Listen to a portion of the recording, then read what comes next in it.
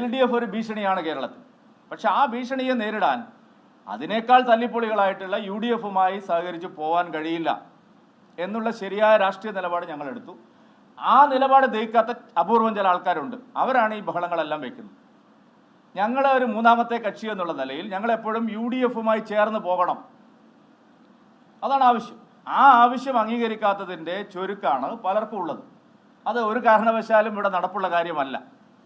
BJP കേരളത്തിൽ ശക്തി പ്രാപിക്കണമെങ്കിൽ LDFിനെയും UDFിനെയും ഒരുപോലെ നേരിട്ട് ശരിയായ നിലപാട് സ്വീകരിച്ച്, തെളിഞ്ഞ നിലപാട് സ്വീകരിച്ച് നോക്കൂ. കഴിഞ്ഞ 5 വർഷത്തിനിടയിൽ നിങ്ങൾക്ക് വേണമെങ്കിൽ പരിശോധിക്കാം, ഞാൻ പറഞ്ഞതിൽ കള്ളമുണ്ടാവും. കഴിഞ്ഞ 5 വർഷത്തിൽ കേരളത്തിലെ തദ്ദേശ സ്ഥാപനങ്ങളിൽ നടന്ന ഒരു അവിശ്വാസ പ്രമേയത്തിലും ഞങ്ങൾ UDFിനെ പിന്തുണച്ചിട്ടില്ല. ആരെങ്കിലും മെമ്പർമാർ പിന്തുണച്ചിട്ടുണ്ടെങ്കിൽ അവർക്ക് നടപടി എടുത്തിട്ടുണ്ട്. എന്താ അത് എടുക്കാതെ കാരണം? UDF എന്ന് പറയുന്നത് എപ്പോഴും CPMന്റെ അക്രമവും മറ്റും കാരണം അവർ ഞങ്ങളെ പിന്തുണയോടുകൂടി തദ്ദേശ സ്ഥാപനങ്ങൾ ഭരിക്കാം, ഇതായിരുന്നു നിലപാട്. ആ നിലപാട് തിരുത്തി ശരിയായ നിലയിൽ ഞങ്ങൾ ഇൻഡിപെൻഡൻ്റ് ആയിട്ടുള്ള നിലപാട് സ്വീകരിച്ചു. അത് പല ആൾക്കാർക്കും ഇഷ്ടപ്പെടുന്നില്ല, ചില കോൺഗ്രസ് അനുകൂലികൾക്ക് അത് ഇഷ്ടപ്പെടുന്നില്ല. അപ്പോൾ അതിൻ്റെ പ്രശ്നമുണ്ട്. അത് ഇവിടെ നിങ്ങളോട് ചർച്ച ചെയ്യേണ്ട വിഷയമല്ല. പക്ഷെ അതുകൊണ്ട് പാലക്കാട് 4000 വോട്ട് കുറഞ്ഞു, അതുകൊണ്ട് ഞങ്ങൾ നിലപാട് മാറ്റുന്നത്, നിലപാട് തെളിഞ്ഞു തന്നെ പോകും.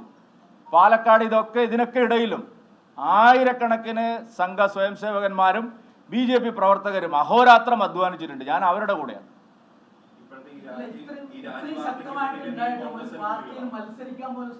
അങ്ങനെ മറ്റേ നിങ്ങളെ പാർട്ടിയുടെ സ്ഥാനാർത്ഥി ഏത് ചിഹ്നത്തിലാണ് സഹോദര മത്സരിച്ച്? എന്താ തുടക്കം? സാറ് നിങ്ങളെ LDFിന്റെ കഥ പറയണ്ട.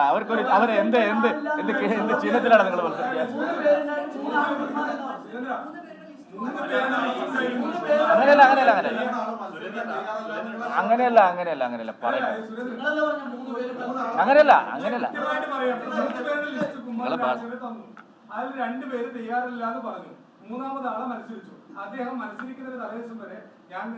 അതിപ്പോ എന്താണെന്നറിയോ കാരണം?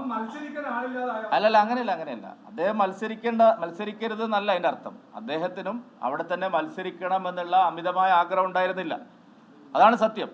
പക്ഷേ ഞങ്ങളെ പാർട്ടി തീരുമാനം, അച്ചടക്കമുള്ള പ്രവർത്തകർ എന്നുള്ളതിൽ അദ്ദേഹം അനുസരിച്ചു. അതിന് നിങ്ങളത് വലിയ വിഷയമാക്കണ്ട. എന്റെ ചോദ്യം നിങ്ങൾ ചോദിച്ചല്ലോ, നിങ്ങളെ പാർട്ടിയിൽ ഒരാളുണ്ടായോ? എന്താ അയാളുടെ സ്ഥിതി? അല്ല, ഇവിടെ ഒരു ചോദ്യമുണ്ട്. എല്ലാ സ്ഥാനാർത്ഥികളെയും അങ്ങനെ തന്നെയാണെന്ന് ഞങ്ങളെ പാർട്ടിയിൽ ആരും സ്ഥാനാർത്ഥി മോഹികളില്ല.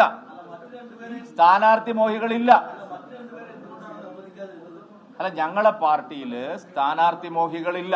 നിങ്ങൾ ഓരോ തെരഞ്ഞെടുപ്പ് വരുമ്പോഴും ഞങ്ങളെ മുതിർന്ന നേതാക്കളെ എല്ലാം സ്ഥാനാർത്ഥി മോഹികളായിട്ട് അവതരിപ്പിക്കുകയാണ്. എന്നിട്ട് നിങ്ങൾ പ്രശ്നം ഉണ്ടാകാം.